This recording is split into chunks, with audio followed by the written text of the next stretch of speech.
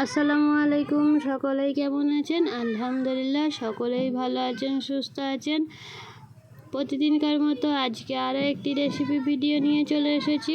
আজকের রেসিপিটি হচ্ছে ডিম আলু তরকারি। কিভাবে রান্না করলাম সেটাই আপনাদের সাথে শেয়ার করব। আশা করছি ভিডিওটা না কেটে পুরোটাই দেখার চেষ্টা করবেন। ডিম আলু রান্নার জন্য প্রথমে ডিমটাকে সেদ্ধ করতে দিয়ে দিয়েছি। এরপরে হচ্ছে আর আলুটাকে ভেজে নিচ্ছি। আলুটাকে হচ্ছে অল্প করে হলুদ গুঁড়ো আর অল্প নুন দিয়ে ভালো করে ডিমটাকে আলুটাকে ভেজে নিচ্ছি। ডিমটাও অল্প করে ডিমেতে নুন দিয়ে সেদ্ধ করতে দিয়েছি যাতে খোসাটা ভালোভাবে ছেড়ে যায়। এখানে আলু ভাজা ভাজা হয়ে এসছে, এরপরে ডিমও সেদ্ধ হয়ে গেছে। ডিমটাকে ভালো করে ভেজে নিচ্ছি। অল্প করে নুন আর অল্প করে হলুদ গুঁড়ো দিয়ে ডিমটাকে ভেজে নেব। ডিমটা সেদ্ধর পরে ডিমটা হালকা হালকা পেঁচিয়ে কেটে নিতে হবে যাতে নুনটা ডিমের মধ্যে প্রবেশ করে। তাই এখানে ডিমটাকে ভেজে নিচ্ছি। ডিমটাও ভাজা হয়ে গেছে, এরপরে ডিমটাকে তুলে নেব। ডিম আলু রান্নার জন্য কড়াইয়ে তেল দিয়ে দিয়েছি। তেলটা গরম হয়ে গেছে, এরপরে দিয়ে দিয়েছি দুটো তেজপাতা দেওয়ার পরে দিয়ে দিয়েছি দুটো মিডিয়াম সাইজ পেঁয়াজ কুচিটা ভালো করে নেড়ে চেড়ে বাদামি রঙের করে নেব। এখানে পেঁয়াজ কুচিটা বাদামি রঙের হয়ে গেছে, এরপরে আদা রসুনের পেস্ট দিয়ে দিচ্ছি। আদা রসুনের পেস্ট দিয়েও ভালো করে নেড়ে চেড়ে নিয়ে এরপরে দিয়ে দিচ্ছি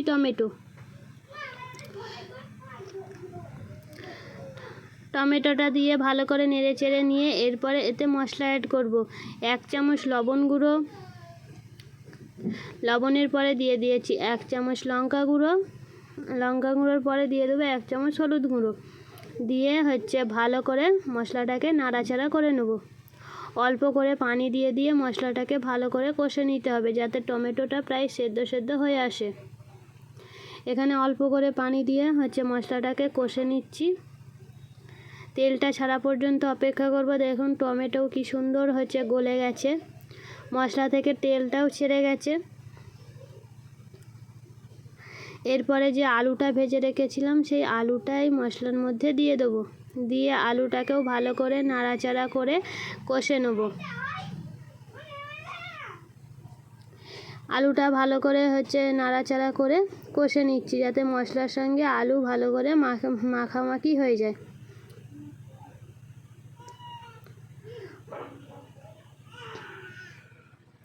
অল্প করে পানি দিয়ে আলুটাকে কষে নিচ্ছি যাতে না নিচে বসে যায়। আমার ভিডিওটা যদি আপনাদের ভালো লেগে থাকে লাইক করবেন, প্লিজ চ্যানেলটাকে সাবস্ক্রাইব করে দিও। এখানে আলুটাকে ভালো করে কষে নিয়েছি, এরপরে পরিমাণ অনুযায়ী আলুর মধ্যে পানি দিয়ে দিচ্ছি যাতে আলুটা আলুর গা পর্যন্ত পানিটা থাকে, তাই পরিমাণ মতো পানি দিয়ে দিয়েছি। পানি দিয়ে ঢাকনা দিয়ে রেখেছিলাম কিছুক্ষণ, 5-10 মিনিটের পর পানিটা ফুটে গেছে। এরপরে ডিমগুলো ভেজে রেখেছিলাম সেই ডিমগুলো ঢেলে দিয়ে চাপা দিয়ে দিয়েছি।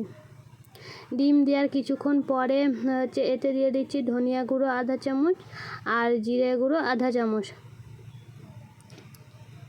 দিয়ে ভালো করে নেড়ে চেড়ে নিয়েছি। এরপরে রান্না কমপ্লিট হয়ে গেছে, এরপরে একে নামিয়ে নেব। দেখুন ডিম আলু রান্না কমপ্লিট হয়ে গেছে, কত সুন্দর হয়েছে। আর এই রেসিপিটা কেমন লাগলো অবশ্যই কমেন্ট বক্সে জানাবেন। আজকের মতো এই পর্যন্ত, দেখা হবে পরের ভিডিও। আল্লাহ হাফেজ।